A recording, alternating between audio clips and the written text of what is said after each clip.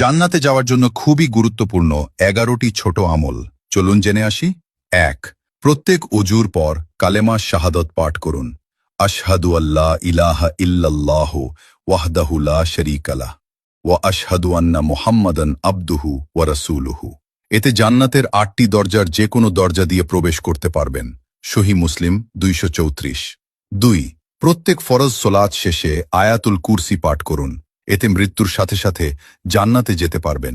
সহিহ নাসাই সিলসিলা সহিহা 972। ৩.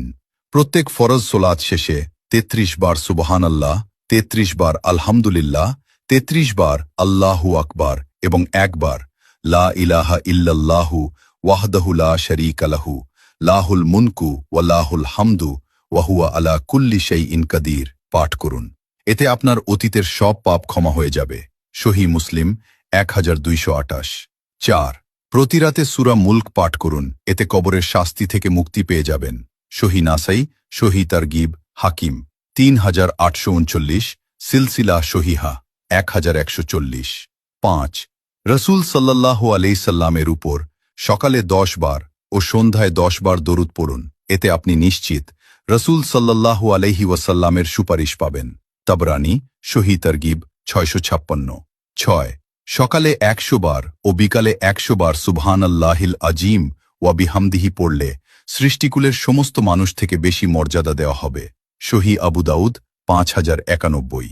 রসূল সাল্লাল্লাহু আলাইহি ওয়াসাল্লাম বলেন, যে ব্যক্তি সুবহানাল্লাহিল আজিম ওয়া বিহামদিহি পাঠ করে তার জন্য জান্নাতে একটি খেজুর গাছ রোপণ করা হয়। তিরমিজি 3494। ৭. সকালে 100 বার ও সন্ধ্যায় 100 বার সুবহানাল্লাহি ওয়া বিহামদিহি পাঠ করলে কিয়ামতের দিন তার চেয়ে বেশি সওয়াব আর কারো হবে না। সহিহ মুসলিম 2692। ৮.